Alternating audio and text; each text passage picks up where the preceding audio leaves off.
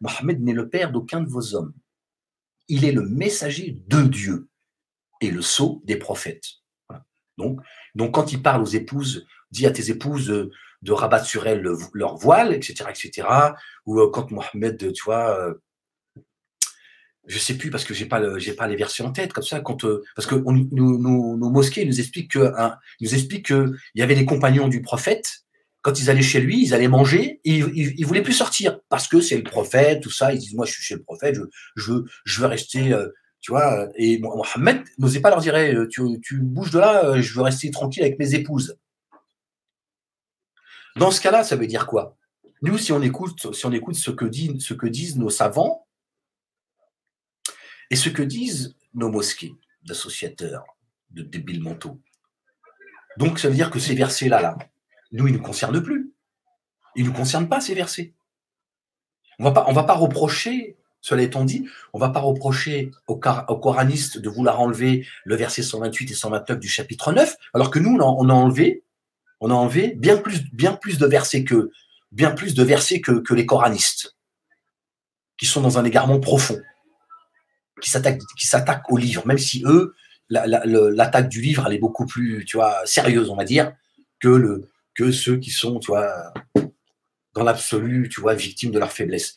Donc, ça veut dire que quand Dieu s'adresse à Mohammed alayhi salam, il y a beaucoup de versets, enfin, en tout cas, d'après nos savants, quand ils nous parlent de Sabab al-Nuzul, tu vois, la cause de la descente. Donc, tous ces versets qui concernent Mohammed et ses compagnons, nous, ça ne nous concerne pas, en fait. Donc, elle est où l'universalité de ton livre, en fait? Donc, cette religion est une religion universelle, mais le livre, il concerne quoi? Un bédouin avec des bougnoules autour de lui, et Aïcha, Zoubida et Sarah. Donc, Dieu l'a descendu un livre juste pour eux, en fait. C'est complètement délirant, en fait. Je comprends pas comment on a pu accepter des choses aussi débiles. Des choses aussi débiles. Moi, qu'est-ce que j'en ai à foutre? Je te le dis comme je le pense. Qu'est-ce que j'en ai à foutre en imaginant que Mohammed alayhi salam, il a vraiment foulé cette terre.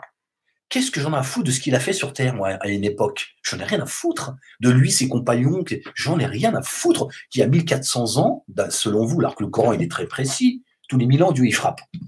Bref, on reste dans vos fables.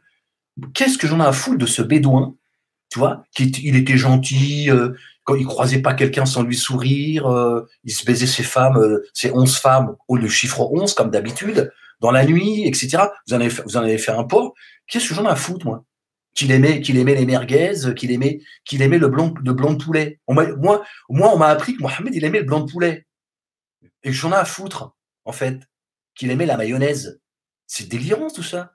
Qu'est-ce que tu veux que ça me foute, moi, dans mon rapport à Dieu? Dieu, il a créé les cieux et la terre, ce qu'il y a entre les deux, pour nous parler, tu vois, qu'il aime, tu vois, plus Zoubida que Aïcha, j'en ai à foutre. Tout ça est délirant, en fait. Et nous, on écoute, on est machallah, machallah. Mohammed qui dormait par terre, qui vivait dans 2 mètres carrés. Quand il faisait sa prière, sa femme, elle était obligée de se mettre sur le côté. Et quand il se prosternait, il la touchait, machin. Mais qu'est-ce que c'est que ces fables, en fait? Tu veux quoi, que je vive dans les égouts? Tu veux que je vive dans les égouts, en fait, pour ressembler à Mohammed? Alors que l'Arabie, les Saoudiens, tu vois, ils vivent sur des yachts. Non, c'est des malades. Non, ils ont fait de nous des malades mentaux, en fait. Par contre, pour nous dépouiller, tu vois, ça les gêne pas, par contre. Oui, c'est du Harry Potter. Même Harry Potter, il a pas osé. Il a dit non, c'est trop, je ne pas non plus, tu vois, il ne faut pas exagérer, les gens ne sont pas aussi débiles que ça. Ben si, la preuve. Non, tout ça, mais tu vois, ça n'a pas de sens, en fait. Ça n'a pas de sens. Dieu, il descend un livre, et en fait, il y a des versets qui concernent que Mohammed et ses compagnons.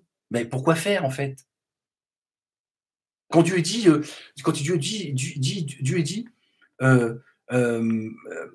obéissez à Dieu et à son messager. Nous, qu'est-ce qu'on fait de ça, nous? Qu'est-ce qu'on fait de ça, nous?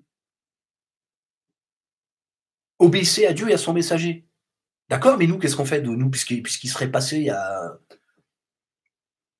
Je ne vous parle pas de Jésus, fils de Marie, le messager Jésus, fils de Marie, qui a annoncé Ahmed. Bon, comment ça se fait que le Coran, il annonce Ahmed, et nous, on nous dit que Mohammed, il a foulé la terre? Il y a quand même une différence entre Ahmed et Mohammed. Excusez-moi.